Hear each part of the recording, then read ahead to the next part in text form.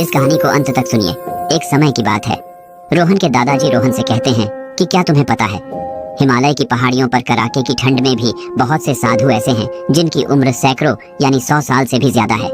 उनका जीवन बिल्कुल ही सादा है। वो कम कपड़े पहनते हैं, कम भोजन करते हैं, उन्हें कभी कोई बीमारी नहीं होती। वो स्वस्थ भी है, तंदुरुस्त भी है और वे लोगों से भी बहुत कम मिलना जुलना करते। वे वहाँ पे काफी ही आसानी से जीवन यापन करते हैं। ऐसे मनोज जैसे की प्रकृति का असर उन पे होता ही नहीं है। रोहन ये बात सोच के हैरान था कि कोई इतनी कड़ाके की ठंड में भला कैसे जी सकता है।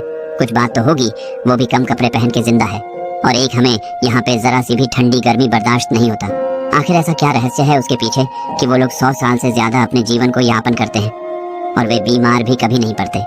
उसने दादाजी से पूछा, क्या हम उनसे कभी मिल सकते हैं? दादाजी ने उसे समझाया और बोले, नहीं, उनसे मिलना किस्मत की बात है। वो सबसे नहीं मिलते, उनसे वही इंसान मिल सकता है जो मन के भाव, मन के सच्चे भाव से उनसे मिलने के लिए उन हिमालय की चोटी पर उन तक पहुंचने के प्रयास करता है।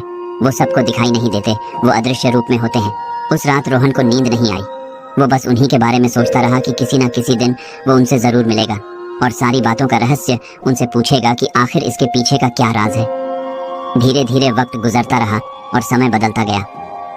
एक दिन ऐसा वक्त आ गया जब वह बड़ा हो चला था। उसने अपना ग्रेजुएशन कंप्लीट किया और बाद में इन चीजों में दिलचस्पी दिखाई। उसे कॉलेज का एक प्रोजेक्ट मिला। इस प्रोजेक्ट में उसे हिमालय पे स्टडी करनी थी।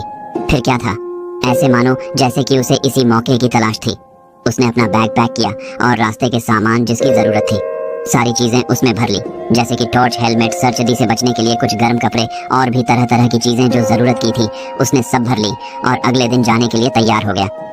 उसे उस रात भी नींद नहीं आई क्योंकि अगली सुबह उसे हिमालय पर उन्हें ढूंढने के लिए जाना था। वो रास्ते में निकल तो पड़ा, लेकिन उसके मन में एक उम्मीद थी, एक आस थी कि वो किसी भी तरह से उनसे जरूर मिलेगा। उसे पता था कि ये सफर इतना आसान नहीं होने वाला था।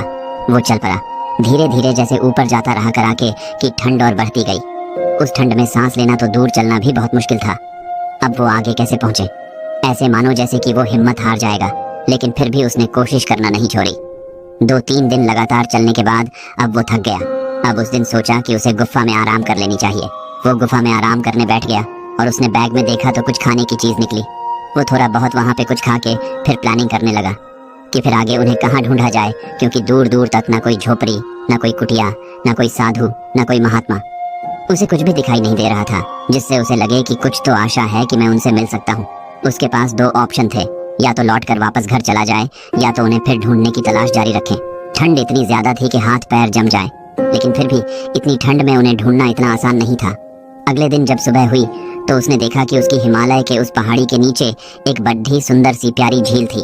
वो झील इतनी सुंदर थी कि जैसे मानो कि स्वर्ग से कोई आके उस झील को बनाया हो। वो झील को देखने के लिए नीचे निकल पड़ा और जाकर देखा तो उसका पानी बिल्कुल नीला और साफ, ऐसा जैसे बिल्कुल कोई शीशे की परत हो। उसने उस पानी को पी कर देखा। वो पानी इतना ठंडा और इतना मीठा कि उसे पी के मनो सारी बीमारी भाग जाए। उसकी सारी थकावट दूर हो गई और अब ऐसे मानो जैसे उसे थकावट ही ना हो। तब तक उसने देखा कि उस झील के पिछली छोर पे एक छोटी सी गुफा का रास्ता दिखाई दे रहा है। उसे समझ में नहीं आया कि आखिर यह भला क्या चीज है। उसने सोचा कि उसे करीब से जाकर देखना चाहिए। वो करीब से देखने के लिए निकल पड़ा। जैसे ही वो अंदर गया उसका पैर फिसला और वह नीचे खाई में गिर पड़ा। वो खाई बहुत गहरी थी जिसमें से बाहर आ पाना बहुत मुश्किल था। उसके पैर में फिर से चोट लगी और वह वहीं बेहोश हो गया। अगले दिन जब उसकी आंख खुली तो खुद को एक आरामदायक एक बिस्तर पर पाया। उस बिस्तर के आसपास एक महात्मा बैठे हुए थे। वो धीरे धीरे आंखों को खोला और देखा कि वो ध्यान कर रहे हैं। जब उनका ध्यान टूटा तो उसने महात्मा से पूछा कि आप कौन हैं? महात्मा ने कोई जवाब नहीं दिया। उसने फिर पूछा, आप कौन हैं और मैं कहाँ पर हूँ और मेरा बैग कहाँ है, आप मुझे बताइए। उस बैग में मेरी खाने पीने की चीजें थी, मुझे भूख लगी है। महात्मा ने कुछ जवाब नहीं दिया। थोड़े समय बाद वो ध्यान से निकल कर बोले, तुम्हें अभी भी बैग ही पड़ी है। उसने बोला, बात बैग की नहीं है। उस बैग में कुछ कीमती वस्तुएं थीं और कुछ जरूरी चीजें थीं जो मेरे काम की हैं। आप बस मुझे वो दिला दो। महात्मा ने पूछा, तुम यहाँ पे किस लिए आए हो और किस मकसद से आए हो? उसने कहा, मुझे मेरे दादाजी कहा करते थे कि यहाँ पे कुछ महात्मा रहते हैं जिनकी उम्र 100 साल से ज्यादा है। वो बहुत कम खाते पीते हैं और कपड़े भी पहनते हैं। यहाँ तो इतनी ठंडी है, मैं ये सोच के हैरान हूँ कि यहाँ पर भला कोई कम कपड़े पहने कैसे जी सकता है। ये असंभव है, ऐसा हो ही नहीं सकता। महात्मा ने कहा, क्या मैं तुम्हें ज्यादा कपड़े पहने हुए दिखाई दे रहा हूँ? उसने देखा, कहा, अरे नहीं, आपने तो कपड़े पहने ही नहीं है, आपने तो बस अपने तन को ढाका है। यह कैसा जादू है, यह कैसा चमत्कार है। आप मुझे बताइए। वो मुस्कुराए और बोले, तुम बहुत भोले हो, इसीलिए तुम्हें मुझसे मिलने का सौभाग्य प्राप्त हुआ है।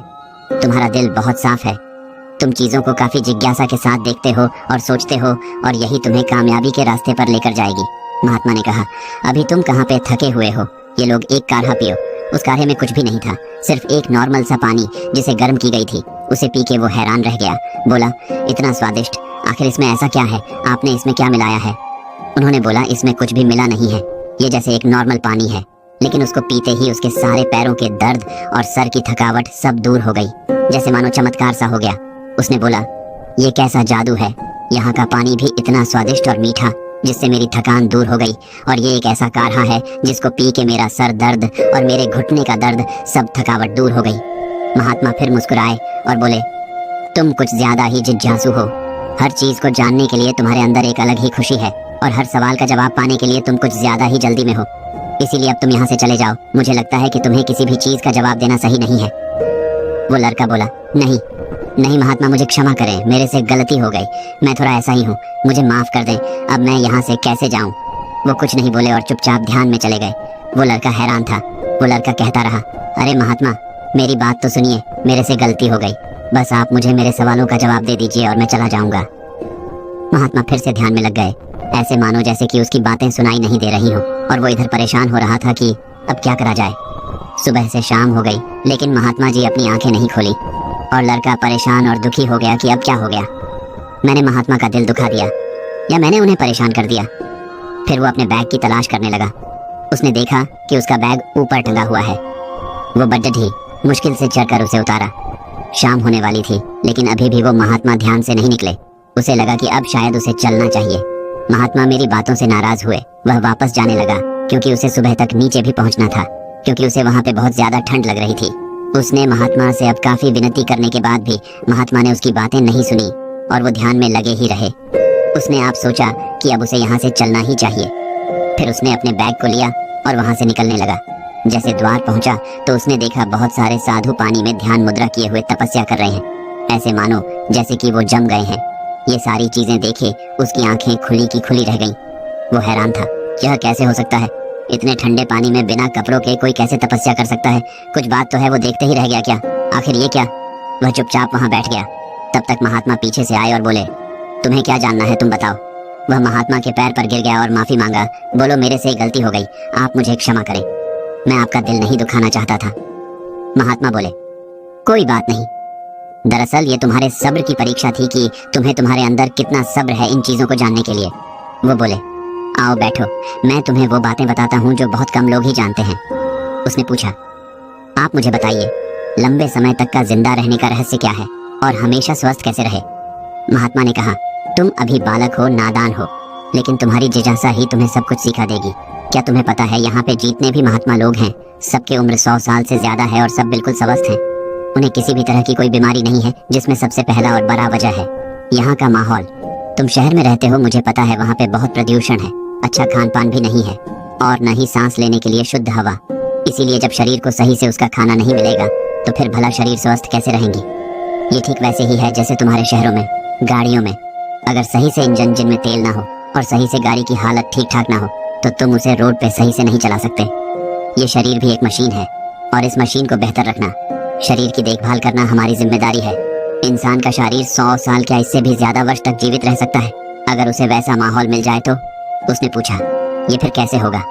कृपा करके आप इसके बारे में मुझे बताइए। महात्मा ने कहा, ठीक है, अब मैं तुम्हें जो बातें बता रहा हूँ तुम उसे जिंदगी भर याद रखना, और इन बातों को तुम सबसे पहले ध्यान से सुनो। सबसे पहला और जरूरी बात, साफ हवा। महात्मा ने कहा, क्या तुम्हें पता है एक साफ हवा कितनी लाभदायक है? क्योंकि हमारे शरीर का भोजन हवा है, और आजकल प्रदूषित हवा में शरीर भला कैसे स्वस्थ रहेगा? बंद कमरे जिनमें हवा आती जाती न हो, और जब आपके शरीर को साफ हवा, साफ और शुद्ध हवा मिलेंगे ही नहीं तो फिर शरीर अपना भोजन मिलेगा ही नहीं, फिर शरीर कैसे स्वस्थ रहेंगे, और तो फिर भला उसके जीवन लंबा कैसे चलेगा? इसीलिए साफ और शुद्ध हवा सबसे जरूरी है। इसीलिए कोशिश करो कि तुम्हारा जो कमरा है, जिसमें तुम सोते हो, जिसमें तुम रहते हो, वो हवादार हो, उसमें शुद्ध हवा का आना जाना लगा रहता हो। अगर ऐसा नहीं हो सकता तो तुम उन कमरों पौधों को उसमें लगा सकते हो जो साफ हवा देते हो, क्योंकि ऑक्सीजन शरीर के लिए जीवनदायिनी है। लोगों ने शहरों में पेड़ काट दिए हैं, इतनी सारी गाड़ियाँ, इतना प्रदूषण के साफ हवा मिलना बहुत मुश्किल है, लेकिन छोटे पौधों को घर में होने से पूरा घर शुद्ध हवा से भरा रहेगा। 2. सही खान पान। शहरों में आजकल पौष्टिक आहार कहाँ मिलते हैं? हर चीज में मिलावट, हर चीज में अशुद्ध है। इससे शरीर भला कैसे स्वस्थ रहेगा? इसीलिए शरीर को स्वस्थ रखने के लिए तुम्हें पौष्टिक आहार खाने जरूरी है। बाहर के वो खाने जैसे फास्ट फूड उस शरीर को नुकसान पहुंचाते हैं और उसे शरीर कभी भी स्वस्थ नहीं रह सकता। जीना तो बहुत दूर की बात है। इसीलिए सही खान पान जीवन जीने के लिए जरूरी है। तुम प्राकृतिक चीजों को खा सकते हो जैसे कि फल, अनाज, दलिया, लेकिन आजकल तो दुख की बात ही है कि फलों में भी मिलावट, हर चीज में अशुद्धि। इससे भला शरीर पर असर क्यों नहीं पड़ेगा? लेकिन तुम्हें हमेशा कोशिश करनी चाहिए कि तुम प्राकृतिक तरीकों से उगाए गए भोजन को ही लो। मिलावटी चीजों से दूर रहो और बाहर के फास्ट फूड खाने को बंद करो, तभी शरीर स्वस्थ रहेगा। नंबर 3. व्यायाम। हमें लगता है कि व्यायाम करने से क्या फर्क पड़ता है, लेकिन फर्क पड़ता है। हर दिन भी ध्यान करो। हर दिन कम से कम 20 मिनट के लिए एक्सरसाइज करो, क्योंकि इससे तुम्हारा शरीर तंदुरुस्त रहेगा और तुम्हारे जीवन जीने में तुम्हें मदद मिलेंगे। अनुलोम विलोम, सांसों पर ध्यान, प्राणायाम, ये सारी चीजें जरूरी हैं जो तुम्हें लंबा जीने में तुम्हारी मदद करेंगे। क्योंकि अगर तुम शरीर का ध्यान नहीं रखोगे तो फिर शरीर तुम्हारा ध्यान कैसे रखेंगे? इसीलिए यह जरूरी है। नंबर 5. ज्यादा चिंता करना। लोग बेवजह चिंता करते हैं, हर बात पर चिंता, बिना कोई खास वजह भी चिंता। इससे शरीर हमेशा बीमार से रहता है। इसीलिए तुम्हें ज्यादा सोचना नहीं चाहिए। फालतू की बातें जो तुम्हारे हाथ में नहीं है, फालतू ही काम जो अभी होने वाले नहीं हैं। इंसान भविष्य की चिंताएं करता है, पुरानी बातों को सोचकर दुखी होता है और आज में जीना भूल जाता है। इसीलिए आज में जीना सीखो। तुम्हारे हमारे पास क्या है क्या नहीं है इन सब की बातें छोड़ो। अभी तुम नौजवान हो, इसलिए तुम मेहनत कर सकते हो, क्योंकि मेहनत करना तुम्हारे हाथ में है, लेकिन उसका फल तुम्हें समय आने पर ही मिलेगा। इसलिए ज्यादा चिंता मत करो और जिंदगी खुशी से जियो, क्योंकि जीवन खुशी से रहने का ही नाम है। तुम जितना ज्यादा खुद को चिंता मुक्त रखोगे, तुम्हारे शरीर उतना ही स्वस्थ होगा। तुम 2 रोटी भी खाओगे, तुम्हारे शरीर में लगेगा। और अगर तुम चिंता करोगे, फालतू की बातों सोचोगे, तो तुम कितनी भी तरह की चीजों क्यों ना खा लो, वो कभी भी तुम्हारे शरीर को फायदा नहीं पहुंचा सकती। इसलिए चिंता से बचो, क्योंकि चिंता इंसान को हमेशा बीमार करती है। तुम जितना कम चिंता करोगे, तुम उतना ही जीवन को खुशहाल देख पाओगे। तुम जितना चीजों के बारे में कम सोचोगे, तुम्हें उतना ही जिंदगी आसान दिखाई देगी। इसीलिए इन बातों को हम जिंदगी में कभी मत भूलना।